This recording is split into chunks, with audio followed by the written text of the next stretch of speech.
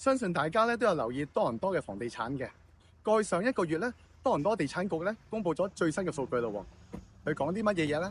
佢就話咧嘅成交嘅數量咧就少咗23%，而放盤嘅數量咧就多咗54%，而出現咗一個咧叫做5:1嘅現象嘅。咩叫5:1咧？即係話5個業主裏邊就有1個可以成功賣出。換句話講，有80%嘅業主咧喺上一個月係冇辦法成功賣出嘅。如果你係一個準業主，又或者之前試過買屋，OK， 賣幾都賣唔到，嚟緊呢一套片咧，你會好明白，但係當中講嘅心聲嘅。大家好，我係地產三兄妹 Jason Yu， 從事多倫多地產買賣咧都超過20幾年㗎啦。OK， 頭先所講嘅數據咧，會令到個市場 OK 有一啲嘅改變啦。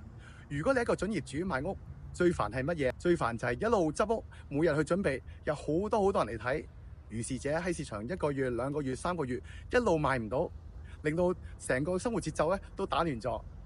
最煩係乜嘢咧？買屋最煩就係你唔知下一步點做。例如而家已經準備係暑假啦，嚟緊小朋友開學，轉唔轉校好咧？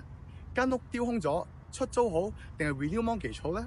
又或者今日個市場繼續去賣定係減價錢去賣？各方面嘅因素咧，令到業主好忐忑不安嘅。正因為咁咧，我準備咗一個嘅地產講座。呢一個地產講座咧，主要係幫業主了解下而家個情況。而當中講座咧，我準備咗好多嘅資料咧，點樣幫業主喺今日個市場裏邊成功可以攞到個好啲嘅結果嘅。OK， 因為今日個市場咧有好多嘅變數，例如當中我會講嘅就係有啲屋喺市場上一路都賣唔到，當我接手嘅時候就可以成功賣出。而當中咧，我做咗幾樣嘢去令到佢改變嘅，所以當中會講嘅就係一啲嘅業主點樣嘅賣樓嘅陷阱啦，或者一啲嘅 mistake 點樣可以避免。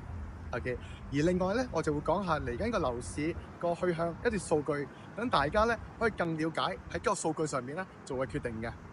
咁如果有興趣參加咧，非常簡單嘅啫，我兩種形式，一個咧就係 in person 啦，一個咧就喺網上嘅。如果有興趣咧，以下嘅連結就可以登記㗎啦。如果揾唔到連結，好簡單嘅啫，你發個 message 俾我，有興趣登記，我就會將個連結發俾你。咁你登記咗咧，就可以到時見㗎啦。